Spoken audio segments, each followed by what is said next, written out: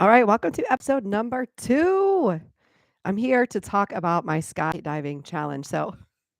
It's been a few days. So, my birthday was on February 18th. I just turned 40. Woo!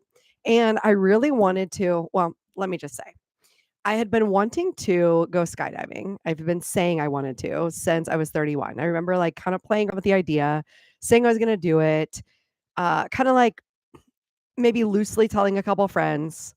And I knew now, like, I can tell now that I wasn't actually that serious about it. I was kind of, like, tricking myself. I was kind of like, it would be something nice to do someday. And I remember because I, like, went this is back when I was in my 30s. I went and looked at the website. I saw it was, like, $300, and I was like, "Eh." And then I was like, "Well, who would I do it with?" And I, like, very quickly talked myself out of it. And so 9 years later, here we are, 40th birthday, and I wanna talk about the power of accountability and follow through because I think well, I know the things that help me to be successful, and so I'm gonna talk to you about how I actually was able to commit to the skydive, to actually follow through, and it definitely has to do with accountability. So, here's how it went down this time. So I had a vision board workshop and it was like this. I like to do vision board workshops in December. I like the energy in December. So we had this celebration manifestation circle. We did our vision board in person and we had a celebration of my former clients. I gave them some awards and we were sitting around doing our vision boards and we were sitting around kind of talking about 2025, what we really wanted. And it was at that point that I was reflecting on my birthday because I'm like, okay, my birthday's in February.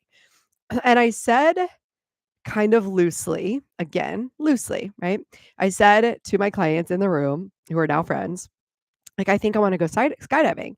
And instantly, the one, Giselle, turns to me and goes, I'll do it. She's like, I've done it before. And as soon as she said that, I like felt my heart sink. Like, I was like, ugh, what? What do you mean we have to do it now? Like, I literally was like, I didn't want somebody to agree with me. I didn't want somebody to hold me accountable to this. Like, it's scary, right? So, long story short, that's how it started. Now, even then, I still could have backed out. And I was thinking about like the psychology that I was having, like, why didn't I back out? So the next step I made was, I think this was in January. So then I ended up getting sick in January, and like feeling disappointed because I'm like, man, I got sick. Like I didn't really get to do the whole New Year's thing, New Year, New You. I was like sick for about 2 to 3 weeks. And so then I was coming out of the sickness again, like starting to think like I need to start planning something for my birthday. And I posted on Facebook and I tagged the people that were in the room. And then I tagged a couple other like friends and local people to say, hey, does anybody want to go skydiving on this date, February 18th? And I tagged everyone. So that was my second act of accountability. So the first act of accountability, right? Accountability is like having somebody to follow up with you, right? This is why we have bosses. This is why we have managers. Now, if you own your own business, you are the person that you need to be accountable to, which is why a lot of times when I have clients go from working in a job with a boss, they have a hard time being accountable to themselves. But accountability is a skill you can learn. So this is how we got around it. So I posted on Facebook and then I took the next action. And the next action was, all right, put people together in a Facebook Messenger. So then that was the next step. I'm like 3 steps in, right? I declared it. I posted on Facebook. Now I have the Facebook group. And then I needed to take the step to like find out the information. So I found out the information. I called the place. They told me the price. They told me how you could get picture and video. And at that point, I started to like ask people like, "Hey, are you going to jump? Are you going to come watch?" And I took the next step. Now, as groups do, right? Like typically when you have a group of like 10 people, you're going to have a bunch of people be like, "Yeah, I totally want to do that." And then when it comes down to the day of, it's really just like your ride or dies that are going to be there, right? Because I think everybody says they like to do things just like I did 9 years ago. I was like, yeah, of course I want to do that. I want to do that. But there's so many steps in order to get to the actual day of where you're there strapped into a harness, ready to get onto a plane, right? So the next step was actually saying, okay, guys, it's 3 days out. Who's committing? Who is committing? And part of it, I think too, is like, do I really want to spend $300 on this? Like, I do think that is a question. Like, do I want to do this bad enough? Why or why not? And so again, this is not like to say you should or shouldn't go skydiving. What I really want to break down is every point in our decision making process as it relates to things that we want. And for me, the reason I wanted to do it is number one, I had said I wanted to do it. It was an experience that I wanted to have. The reason I wanted to have it is because I wanted to be able to overcome myself. My fears, my doubts, my insecurities, like my desire to control things, right? Like this is the ultimate faith, trust, and surrender. And there also is like a little moment in time where you're like, okay, I'm like kind of facing my death right now. All right. Like, it could happen. And so I do think it's a pretty profound experience to go through, like this process of deciding to go skydiving. But I also think this is a very similar process to how we make decisions in life and why we don't follow through, why we say we want to do something and then we don't. So I think it's just really interesting to look at this process the whole way through, right? So, day of, I have one person that's like fully committed, definitely going to do it. But then again, as groups go, there was a little miscommunication in the group. So, the website wasn't working. We weren't able to book online. So, you had to call. And the reason you had to call ahead of time is because they needed to make sure they had a tandem jumper there. So, tandem, right, is whenever the instructor is on your back and you're strapped to them. So, they're essentially doing the jump for you and you're just along for the ride. And so the way they do it is they have these little small planes that can take about 3 to 4 people up at a time, and they also book a few days out. They're not gonna have 10 instructors there every day if no one's jumping that day. So they want you to book ahead of time so they can have the tandem instructors ready to go, and if you wanna jump at the same time, then that would mean, like, you would need to have a couple of instructors ready to go at the same time. So long story short, there was a miscommunication in the process, and my friend, former client, didn't end up making the phone call ahead of time. So, the day of my birthday, I think this is important to think of too. So, I decided, like, when I decided I was gonna go skydiving, I also decided I was going to have I wasn't going to allow myself to think about the worst case scenario. I wasn't gonna allow myself to get nervous ahead of time. So, I literally no, the one thing I did do is I was like, "Hey, I don't wanna talk about this until I'm done." So like, if people were trying to, like, get me to talk about it and get me to be nervous, I was like, "Hey, we'll talk about it after. I'm not talking about it right now." So I literally just shut down any conversation that was meant to get me nervous or to get me worked up. So I really wasn't nervous until the day of, but the day of, I was still, like I was tired. Like, we were jumping at 11.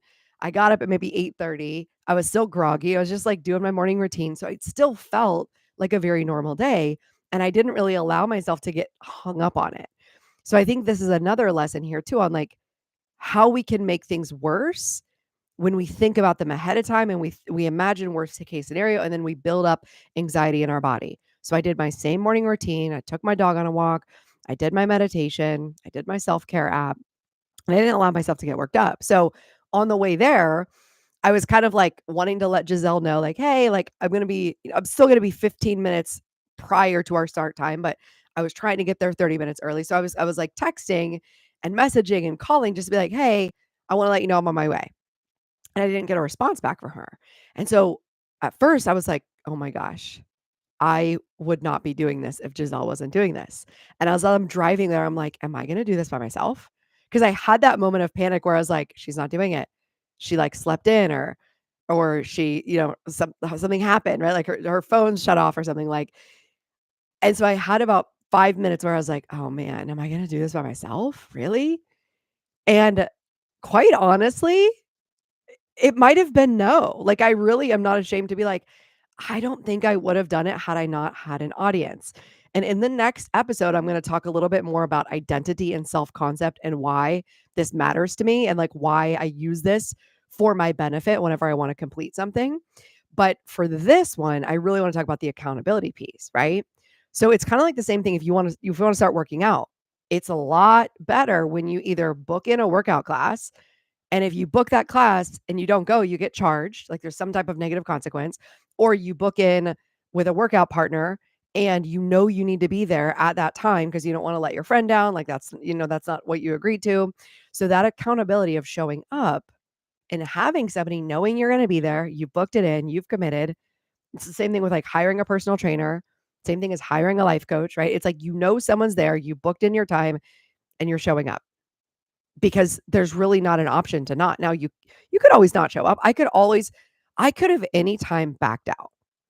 But it's really interesting that when I make a public commitment, especially when it has to do with my clients, and this is what I have realized because I feel so deeply about what I do as a coach. I go first, I go often, I get the lesson, I teach the lesson. And so if there's anything I'm telling my clients to do, like I'm going to do it first. That is part of my identity. That's part of who I am.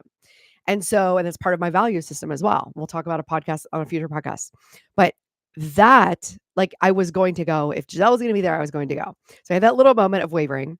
And then we get there, I call them and I kind of found out they're like, well, she didn't call and we don't have an instructor. So you guys might have to go separate. And then I had more anxiety in my body where I was like, oh my gosh, I want to go in the same plane as her. Like, this is my birthday. And I started to get bratty. I was like, it's my birthday. I want to have the best birthday ever. And again, I like was like, okay. And I like did some breathing, calm myself down a little bit, but I was still like believing. I'm like, when I get there, I'm gonna tell them and they're gonna fix it for me, right? Like, it was very much like, I'm gonna get my own way. And then I get there, I see Giselle, she's very chill. She's like very chill. And I told her, and she's like, it's fine. And she like shrugged her shoulders and she's like, listen, she's like, everything happens for a reason. And I looked at her, I said, I don't like when you tell me that. I just laughed. And she's like, well, you always would tell me that. I'm like, yeah, it's different. And I want you to tell me that right now. And so we joked about it for that moment where I was like, ooh, you're right. You're right. Like, this happened for a reason. And so then I had to get over it. It was literally like, I'm going up, quote unquote, by myself with the instructor. And I see now why this was actually really valuable because there's one thing to like have somebody there with you, right? Like the accountability, we're there.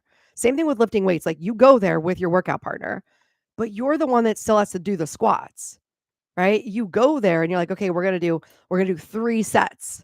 And you're like, I really want to give up on 2. Your workout partner is like, come on, let's go. But you still have to choose to like do the squats. I remember I had a workout partner. We do that all the time. Like one of us would be like, I don't want to. It's usually me. Like, I don't want to do anymore. And then we'd be like, okay, it's always worth it. Let's go. Let's do it. We would kind of like hype each other up. But in this situation, it was a solo situation in terms of we both went up in our own plane separately. So we both had to have our own experience of coaching ourselves on the way up. And I think that's highly valuable too, because it's very same thing when you have a life coach, you get to meet with them every week. But in the in between, you're the one doing the work. You're the one following through. You're the one taking action. You're the one doing what you say you're going to do. You just have the accountability of that person meeting with you every single week, shifting your perspective, giving you different ideas, challenging you to show up in bigger ways than you ever have before. But the experience once we got there was like very chill. Like, very chill, like, it was a Tuesday morning, it was kinda cold, it was, like, 50, 40 degrees, we also knew it was gonna be cold in the air, and it was a little confusing 'cause it was, like, in the middle of the country, it's only 15 minutes from my house, but it's technically, like, in the middle of the country, there's, like, an RV park, there's fields, and then there's, like, 7 buildings. They're all, like, big garages, and I'm like, so I go to the wrong building, they point me in the right direction, we fill out our paperwork, we put our emergency contact down, and then they're like, "Alright, let's go in here." And then you watch this video that literally is so legal. It's so legal, and they say it's basically like the longest way to say, "You might die, don't sue us." But they, like, said it very legally, very long, and that was really the point, was, like, we watched the legal video, we signed away literally our lives, we signed away all of our rights to sue, and so while we were in there, I could feel my heart starting to, like, really feel anxious. And so took a couple deep breaths and I grabbed Giselle's hand. I'm like, let's pray. And so I just grabbed her hand. We said a quick prayer, just like, thank you, God, for the ability to be here. Like, thank you for this opportunity to live and like experience life. Like, thank you for keeping us safe. And we just had that moment together, a few minutes of brief prayer. And so then again, it was kind of like one of those like hurry up and wait thing. And so they don't really tell us anything else. I thought we were gonna have, like, instruction. There was no instruction. It was just like, "All right, wait in here. You're gonna wait 15 minutes. We're waiting for this other dude." So we waited. which was kind of like weird to just like sit there and wait and you don't know what's going to happen next. And then the coolest thing happened, which was I had like texted a couple people like, "Hey, I'm going up, I'll text you after." But I picked up my phone and I saw a text from another former client of mine, now friend, and now I know he's jumped multiple times, but he gave me this quote, and it was, "Surrender to the fact that your tandem jumper is in control of your safety and just enjoy it." And when I got that message, I was like, "Oh, that's what this is. This is the surrender. This is the surrender, faith and trust that I'm taken care of." Right? And like God universe knows what they're doing. And like this guy that I'm jumping out of plane with, he does it multiple times a day. Like he knows what he's doing. And so in that moment, I realized I softened and I was like, okay, I get it. Like I get that that's what this experience is. And so he strapped me up in the harness. We got like this cool hat from like the 80s that like goes down over your head. You get hooked up with the goggles. And then my biggest thing that I was like having anxiety about, and this is something to think about too, is like anytime I'm about to prepare for an event or something, like my anxiety shows up as like little details. So I'm like, should I wear my gloves? Should I not wear my gloves? Should I wear my jacket? Should I not wear my jacket? And then the day prior, I was like talking to my husband, I'm like, what should I wear? I don't know what to wear. And it was like, so for me, I get caught up in little details, and that's kind of how anxiety presents for me. And so you also might have that too, where your anxiety shows up in a certain way and it's a little bit displaced. So it's something to notice. I thought it was interesting for me. So then at that point, we're strapped into the harness. You had to pee a couple of times because you were like, your basically what happens is you have to pee more because your blood vessels constrict, right? And so your heart rate's going higher and you have to pee. So you do your final pee. And then the videographer's there. I meet the videographer, gives me like a fist bump. He's also like super chill and cool. He's wearing like tight skydiving capri pants, which I thought were cool. But I was like, they are just so chill about this entire experience, right? So I thought that was actually very great. Like I'm glad that we went on a day where it was chill. There wasn't a lot of hyper energy. And then Giselle's husband came and he's a jumper. He jumps for military. So he was also like, cool, you've got this. Like it was a very chill experience. But as I'm walking up, and I'll link the video on YouTube here. I have the video of the actual tandem skydive jump. So you can see that 5-minute video. I'll link it here. But as I'm walking up, I am just trying to breathe really because I did not want the fear to start like shaking in my legs and in my body. Because if you listen to the podcast that I just did about going trapeze to the circus, there was so much fear in my body that my whole body was shaking. And I was like, for this one, I wanted to regulate my nervous system as much as possible. I wanted to be able to like experience it and not black out. Because I was explaining that before when there was so much fear, like almost like I started to get tunnel vision. I couldn't really hear anything. And so for me, I was trying to keep myself calm and focused. So it was interesting when I go back and watch the video, I'm just like focused and like I don't care about the camera really. I'm just like, we're about to do a thing. So that's my next tip is like you have accountability, right? You're going up no matter what, but then you're focused. Like you're focused on the task at hand. And for me, it was like I want to get in this plane, I want to get up there, like I want to do this damn thing. And prior to, I had a conversation with my husband because he also jumps, and I was like, "Does anybody ever pee and poop their pants on the way up?" He's like, "Yeah, actually." And I was like, "What?" That doesn't make me feel good. But like leading up to it, like a month or a couple weeks out after I did trapeze, I was like, "Wow, this might be really scary for me." And so I was starting to think about that, what that was like. Now, good news is it was not as scary as I thought. And I think it's because I had just done that trapeze 2 weeks prior, and I already felt all that fear multiple times. So this one did not feel as intense. Now, I'll tell you a couple things I did though, and if I ever do it again, I'll probably challenge myself to do this differently, but because I wanted to regulate my nervous system, here's what I did. So we got in there, we sit on the bench, and I wasn't really sure, like, should I look out the window? Should I not look out the window? And so I kind of was halfway looking out the window. Like I was really like closing my eyes a lot, doing some deep breathing, kind of meditating, just deep breaths. And then I would look out the window and be like, this is beautiful. I'm so grateful. But I really try to like stay present. I try to like be in my body and be like, I'm okay. You're okay. And I did like a lot of tapping, like bilateral tapping is known to help to regulate your nervous system. So I'm in there really wanting to stay regulated and not have all that fear rush through so that I miss out on the experience. So I think in that sense, it was good that I was like, okay, I want to be here and I want to stay in my body. So I also made a choice. This was a conscious choice because I knew the hardest part was going to be when the door opens, right? And this plane is small, so you can also hear everything. You like hear this little door open. It's like a plastic roll-up garage door. And then the videographer is about to jump out. He's like, "You ready?" And I'm like, kind of like everything's moving so quickly. And also my tandem instructor is right behind me. He like straps me down a little bit tighter. And then he's trying to talk to me, but I'm also like, what do you want me to do? And it basically they tell you like all you really need to do is arch your back and put your hands up. You put your hands up, your feet up, arch your back. And then essentially I was just waiting for him to tap me and then I was gonna let my hands go. So those were literally my only instructions. And then when you're out the door, you're squatting down like a catcher. Basically they jump off for you and you're kind of like squatting down and they do the jump. I knew that was gonna be the scariest part because everybody told me, like, whenever you're looking out the door, it's scary. So I was like, "Okay, I'm just gonna close my eyes during this part."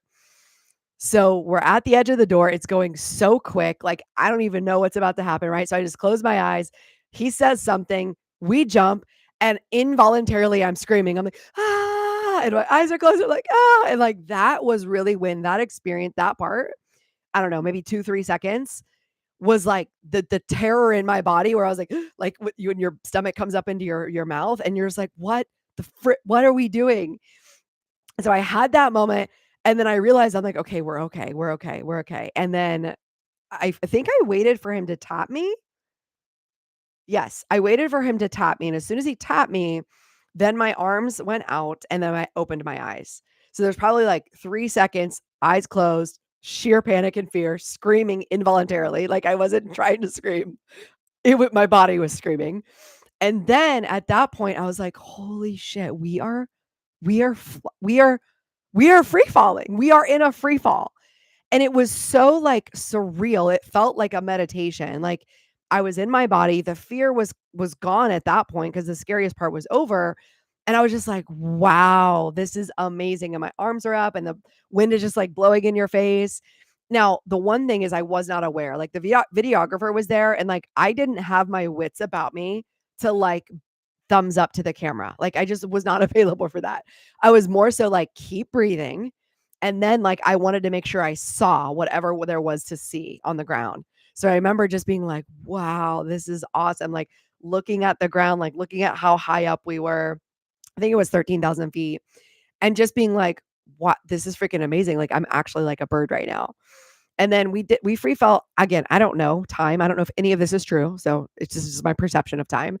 It was probably like 5 seconds, 5 to 7 seconds that we were free falling. Maybe it was longer, maybe it was a minute. I don't know. But we were free falling for what I would consider quite a while. Like, I was just like, "Dude, we're, like, doing this." And I wasn't scared, but I was just curious. I'm like, "When does the parachute come out at that point?" And then within that minute, parachute comes out, and at that point, I don't remember. So I can't remember all the things I was supposed to do, but at that point, parachute comes out, you kinda get pulled upwards, and then I put my hands, like, on my straps to hold on to my straps. And so then it was, like, a new level of, like, "Oh, now we've, like, slowed down and now we're, like, floating." So now we're floating, and it also the harness moves way up, like, because it, like, pulls up because the wind, right? So the harness has moved up my body. Tandem guy, Keith, checks in with me. He's like, "How you doing?"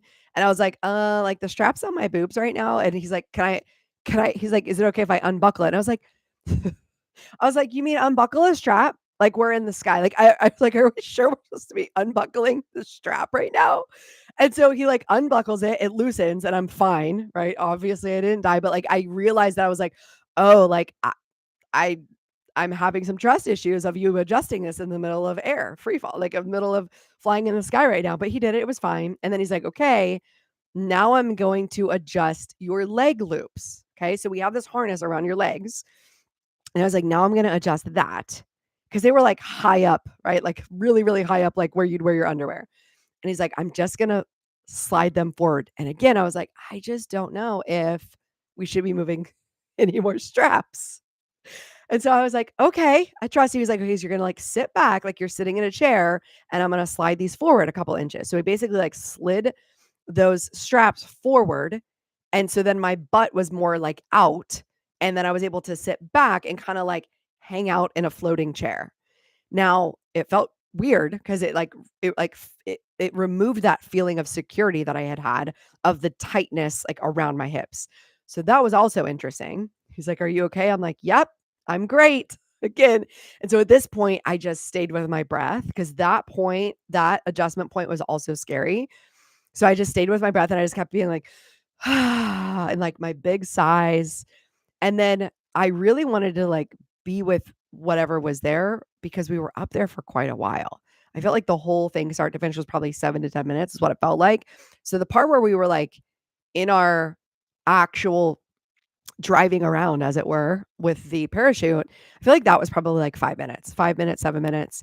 And then it was kinda choppy up there. So he was, like, turning and pulling and then explaining to me, like, "Hey, like, there's these air pockets, so this, like, little bit of turbulence we have, like, this is the way we need to come down." And he asked me, "Do you wanna steer?" Steer? Because Giselle had said she wanted to steer. She wanted to, like, pull the pull cords and steer. And I was like, "No, I'm good," because I, like, really wanted to hold on to my straps. I'm like, "I'm good. This is good enough for me today." And so the entire experience, I say, like, it wasn't as scary as trapeze. It was a different type of scary, like, it wasn't as acute. It was kinda like I had these moments where I was like, "Okay, I'm very uncomfortable with this," but, like, I was able to breathe and be present for it, and then I used some tricks, like, I could use some trick I could close my eyes if I needed to. I used some tricks to help me stay regulated. And so then at that point, like, I was actually thinking the landing was gonna be the hardest. Landing was a piece of cake. And so they just tell you put your feet up, their feet hit the ground, you just kinda, like, float down on your butt, and the landing was so awesome, like, you just felt so alive at the bottom of the experience. You're just like, "What?" And for me, I was shocked that it wasn't more scary. Now, I don't know whether this is encouraging to you or not encouraging to you. I don't also know if this was because I had done trapeze a little while longer or if it was just like the chill vibes of the day and like everything just worked out to be very chill. My client Giselle was very chill, like everybody was chill. I don't know if that was the experience, like if that was the reason why. So I don't want to mislead anybody and be like, "Oh, it's easy, it's not scary." But what's interesting was when I left trapeze, I was like, "That's good. I'm glad I did that once in my life. I probably never will do it again." Right? Like that's what happened. When I left skydiving, I was like, "Oh my gosh, that was amazing. We should do it again." Like I actually had that thought of like, "We should do this again." And now I'm actually inviting everybody. I'm like, "We need to go do trapeze because I wanna show everybody how scary that is." So now I'm like, "Okay, we'll probably go do trapeze again," because I really wanna see, like I'm very curious about the human body, about the mindset, about fear reactivity. So it to me, it makes me curious. And, like, I like to think about the fear response, the vagus nerve. I'm a scientist at heart. I have a degree in molecular cell biology. So, like, I want to know more about this. So to me, it's very interesting. And I would wanna go back to try it and do it again. I might go back and skydive, so if you wanna hit me up and you want a place to come and you wanna come to North Carolina, hit me up. Let's do it. It's close to my house. Alright, so the main takeaways of this is in order to follow through on something, having accountability is key. Now you can have public accountability, you can have a friend accountability, you could have your partner, your spouse as accountability, but the biggest thing I find is having accountability to a coach. And the reason why is because the coach always sees you for your potential. They always see you for the future self that they know that you can be, and they won't entertain your excuses. The reason why is because coaching is all about looking at the thoughts in your brain and the feelings in your body and how they're not giving you the results that you want in your life. And so for me to do this skydive, it was really to shake up this season of complacency I had. And again, I'll do many more podcast episodes on the past 2 years, what's been going on with me, what's been going on in my business, in my body, all those kind of things. But for me, I wanted to come alive again. I wanted to challenge myself again. I wanted to know that I can do hard things. And I wanted to exercise this discipline muscle that I haven't exercised in a while. And I'll explain more about that later. But the purpose of the accountability of a coach is to call you into that higher level. And for me, over the past 6 months to a year, I've specifically been working with my business coach. And I can tell you there were some hard things in my life last year, personal and business and financial and health. So I had all of them. And I remember coaching with my business coach and kind of in a self-pity state, truly, if that's what it was. It's just like things are hard. And I was remembering, like, the way I was, like, pitying myself was also like, "Well, I should really, like, take it easy." And, like, I just it's just a season of rest. And not to say that that's not true and relevant. It was definitely a season of rest for me, but what I also put with that was, like, my words of the year last year were rich and rested. I wanna be rested, but I'm also holding this vision for my business. And when my body says, "We're tired, we don't wanna do it," that's what I wanna listen to and be like, I should really just take care of myself." But the reason I had my mentor, I had my business coach was because she saw me as a bigger version than I see myself as. She already sees me as the multiple six-figure earner. She already sees me as making 500K. She already sees me as that version, and she's like, "Listen, I wanna call you into more." She's like, "These business failures, it's just the beginning. Like, it's not even gonna affect you." She's like, "I want you to become that version of you where this is not even as dramatic as it feels right now.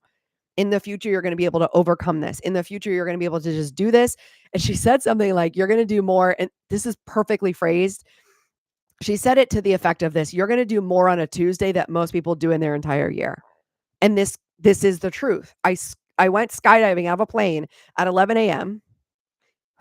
My my earring fell out on camera. At 11 AM, and then I came home, walked my dog, and then went to dinner for my birthday, just like a random Tuesday. And it really made me reconsider, like, "Man, what are we doing with our lives? What are we talking ourselves out of?" Like, we could be doing so much more. And this is never coming from a place of proving yourself. That's another podcast episode I have coming for you. It's always coming from a place of, I want to be the most abundant, alive, fulfilled, happy, joyful, benevolent, generous version of me. And I am that when I overcome these challenges and I show up and I keep doing it. And so this is why I want you to lean into having accountability of a coach, to lean into showing up every single week to see what's going on in your brain, to regulate your nervous system, to stay focused on your goals, because that's the only thing that's going to get you there. Truly. There's so many things that we give up on when we don't have the accountability. We talk ourselves out of it. We tell ourselves it's not the right time. It's what I did for 9 years about skydiving. So I'm so grateful I got to have this experience. I'm so grateful that this gets to be like the beginning experience of the podcast. You get to hear this story. You get to come along this journey with me. And if you're ready to have this conversation about coaching, it's really simple. All you need to do is head to my website. It's a specific website just for consults. It's camykennedy.vip. Camy, Camy, Kennedy, KENNEDY.vip. There you will find the link to book for my one-on-one coaching. And we'll talk about everything. Like, what are your fears? What are your challenges? What do you want to do? If you had no fear, what would you be doing? If you could do it, if you didn't have imposter syndrome, what would you be doing? Let's talk about that. Let's talk about your vision, and then let's talk about a plan to get there. That is the first step. So I'm glad you're following along this journey. Make sure you like this video, subscribe, comment. As soon as we get to 1,000 followers on YouTube, all of this content will be available on your favorite podcast platforms, but we're building up the YouTube channel first. I will talk to you soon.